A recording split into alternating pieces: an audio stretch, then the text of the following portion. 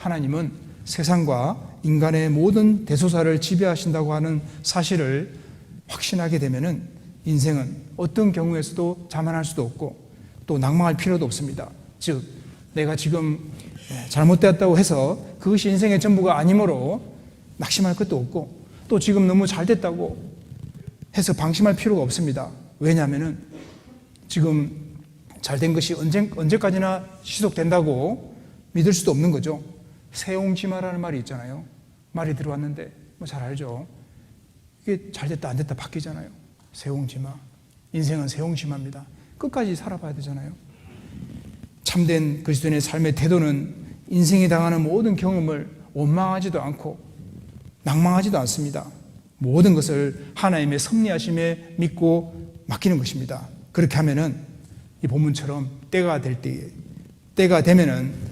때에 그 최고의 타이밍을 맞춰서 그때를 맞춰서 그때 하나님이 높여주신다는 것입니다. 물줄기에 바위가 파인다는 말이 있습니다. 그것이 가능하려면 물줄기가 어떻게 바위에 구멍을 낼까? 물의 양도 아니고 물의 힘도 아닙니다. 물방울이 꾸준히 떨어지는 상황에서 바위가 파이는 겁니다. 마찬가지로 자기 생각과 자존심을 딱 버리고 끝까지 포기하지 않고 인내하는 가운데 맡겨진 선한 일을 하면은 반드시 그 결과가 나타나게 되어 있는 겁니다. 그리스도인들은 포기라는 단어를 모르는 자다, 그런 말이 있습니다. 배추 포기만 했죠. 포기라는 단어를 모르는 자다. 설교 때 배우는 거죠. 꾸준히 끝까지가 중요합니다. 끝까지. 임계질량. 우리 설교 때 많이 듣죠. 자전거 배울 때 한참 동안 균형을 못 잡고 쩔쩔매다가 어느 순간 방법을 터득합니다. 모든 운동이 비슷한 것 같습니다. 뭘 하든지. 이런 정점에 도달하기까지는 막막하고 두려운 상태로 오랜 시간을 견뎌야 하지만 결국 임계점에 다다라서 탁 하고 터지는 순간 완전히 새로운 차원이 보이는 겁니다. 아래서 병아리가 깨고 나오는데도 임계치까지 힘이 가해져야 한다고 합니다. 수소폭탄이 핵 반응을 일으키기 위해서는 7개의 원소봉이 필요하다고 합니다. 그런데 6개의 원소봉을 집어넣을 때까지는 원자로 안에서 아무런 변화가 일어나지 않는다고 합니다.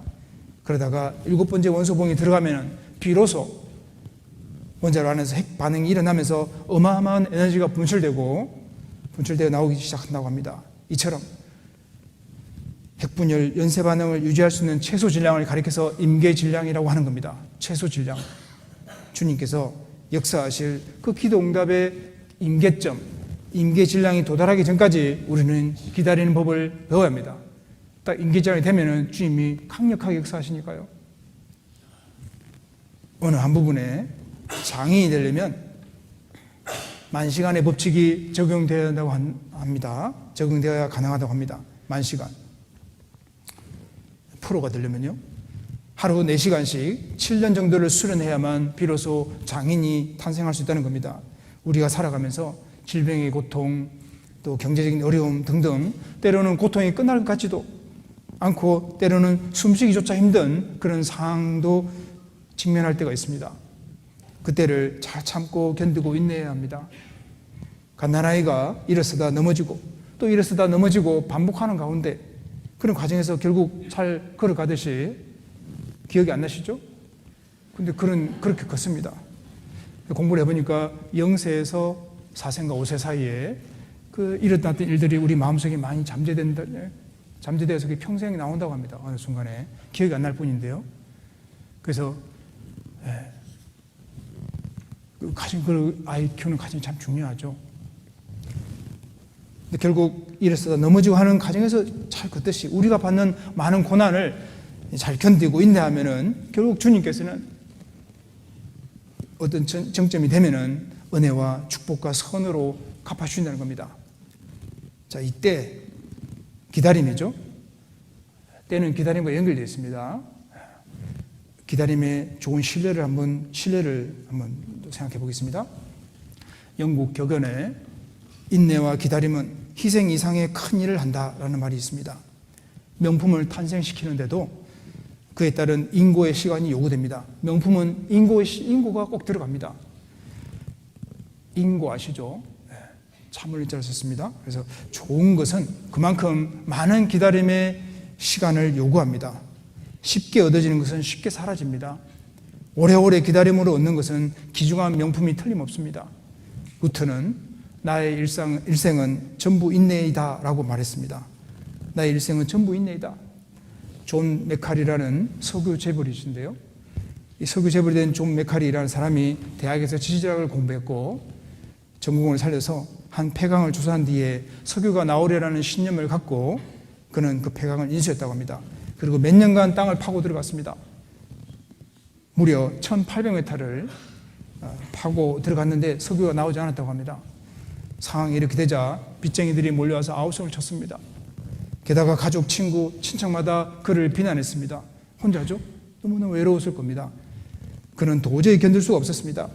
극단적인 선택을 하려고 해도 마음대로 되지 않았고 그는 다시 마음먹기를 어차피 죽을 목숨인데 죽을 때까지 파고나 보자. 끝장을 보자.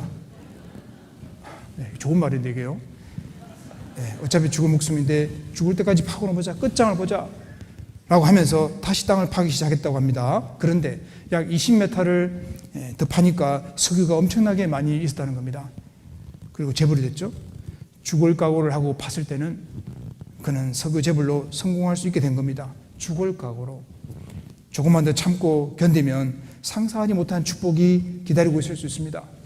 몇 주 전 수요 말씀 때 이제 이한 목사님께서 고린도후서 6장 말씀을 하셨는데 뭐죠? 좋은 말씀인데 죽을 것 같은데 안 죽는다는 그런 말씀이 있거든요. 갑자기 제가 한번 대본에 없기 때문에 찾아보겠습니다. 고린도후서 6장입니다. 제가 한 가지 깨달았기 때문에 봉사해도 안 죽는구나. 고린도후서 6장 9절 말씀이거든요. 고린도후서 6장 9절 무명한 자 같으나 유명한 자요. 그 다음 뭡니까? 죽은 자 같으나 보라 우리가 살고 죽을 것 같은데 안 죽는다 그 말씀이죠. 그러니까 봉사 열심히 해도 안 죽습니다. 그렇게 저는 수요 말씀 때 그래서 안 죽구나. 그래서 요즘 군인들도 훌륭한 교관들은 본인이 훈련을 다 받아보고 다 한계치 올 때까지 혹독한 훈련을 시키잖아요. 주님이 계시니까요. 그래서 이 인고의 시간 좀만 더 참고 견디고 정말 죽을 각오를 하면 더 산다 그랬잖아요. 필생적사, 필적사생인가요? 있잖아요. 이순신 장군이 먼저 한 게 아니고 성경에 있습니다. 죽고자 하는 자는 살고 복음을 위해서 살고자 하는 죽는다. 이렇게 하여튼 진리입니다. 자, 한나도 잘 기다렸습니다. 성경의 위인들은 다 잘 기다린 분들입니다. 사무엘상 1장 2절에 보면은 이거 찾아보겠습니다. 사무엘상 1장 2절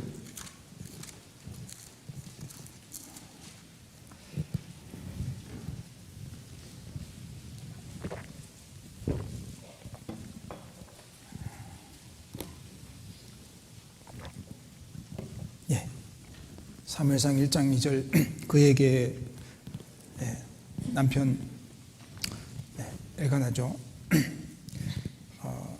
두 아내가 있으니 하나 이름은 한나요 하나 이름은 버니나라. 버니나는 자식이 있고 한나는 무자하더라.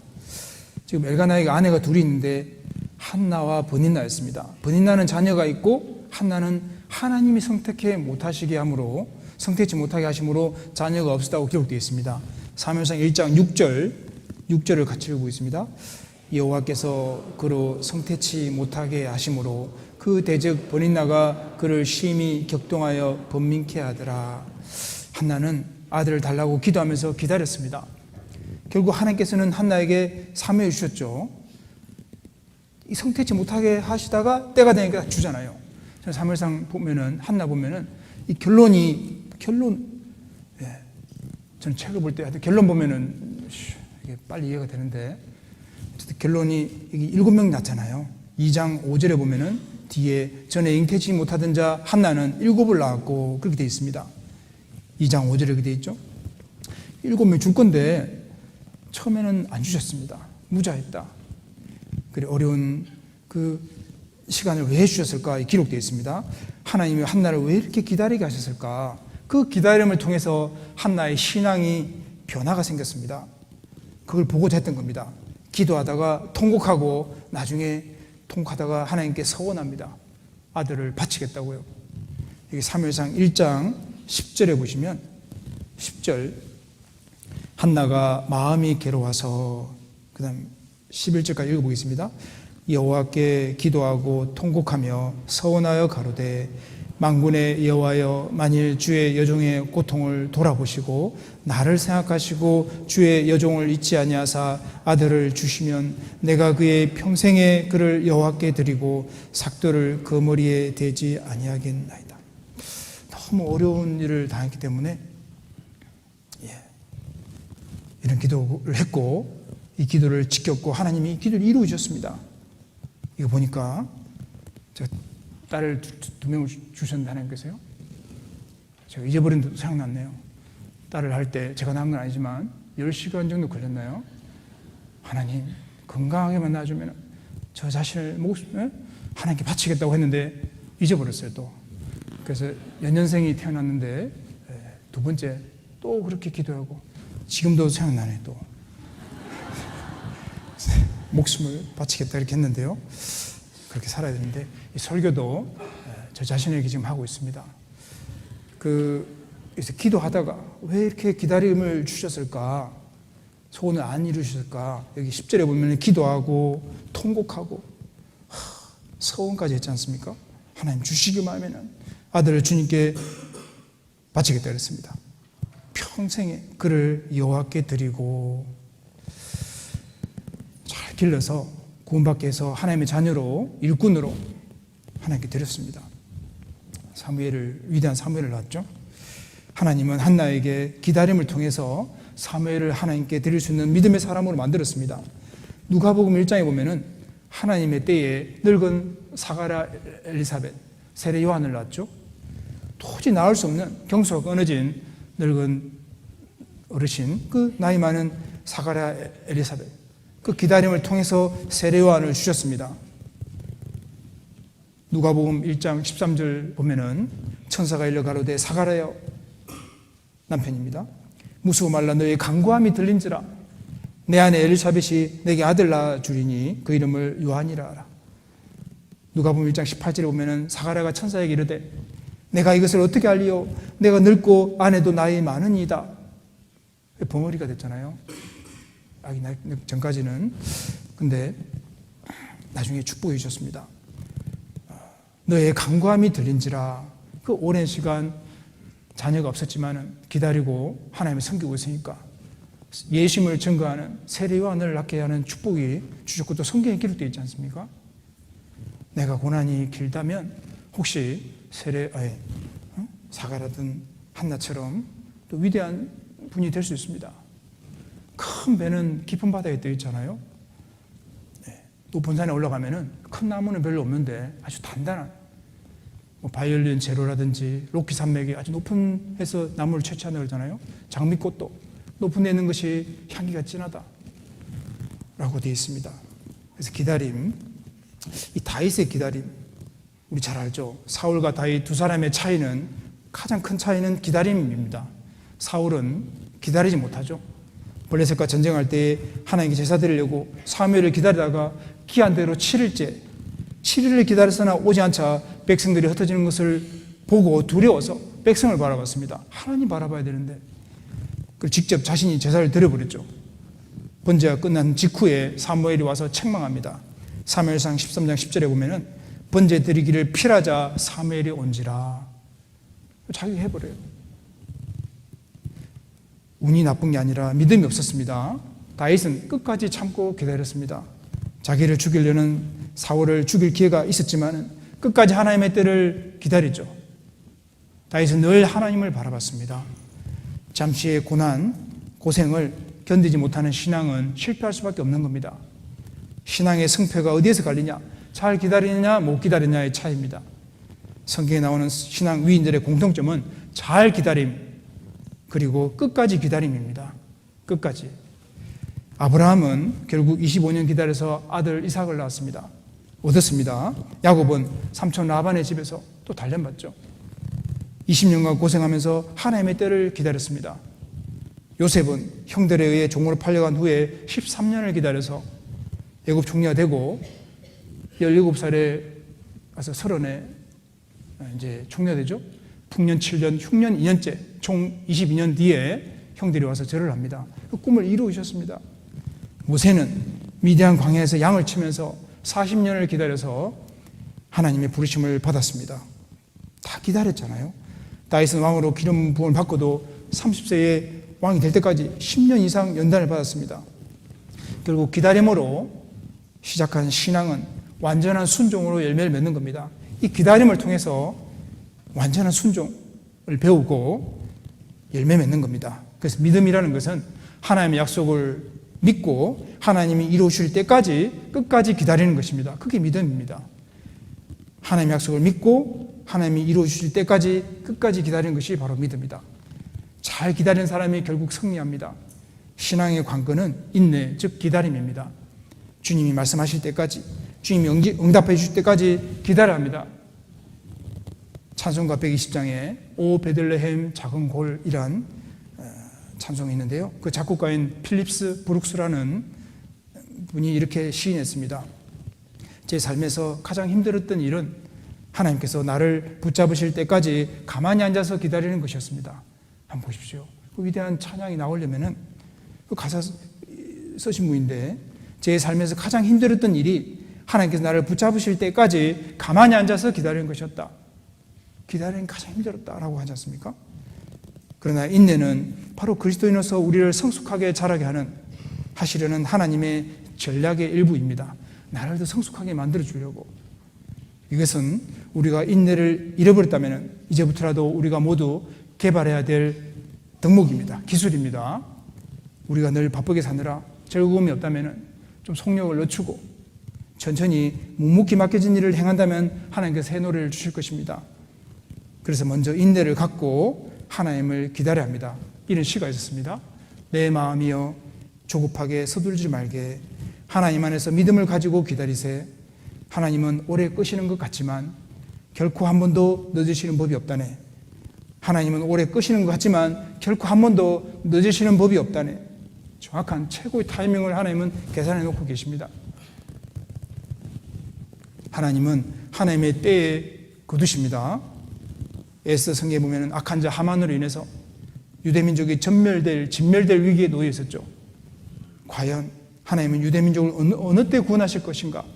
이런 질문은 모든 일에 이제 마음이 급한 우리에게도 가장 쉽게 내뱉는 질문이죠. 어느 때 구원하실 것입니까? 주님 정말 어느 때입니까? 자, 유대민족을 구하기는 너무 늦은 건 아닐까요? 그러나 하나님은 늦으심이 없으신 분입니다. 하나님은 영존하시며 전능하신 분이십니다. 모든 것에 창조하시고 시간을 만드신 분이죠. 시간을. 에스더 6장 1절 한번 보겠습니다.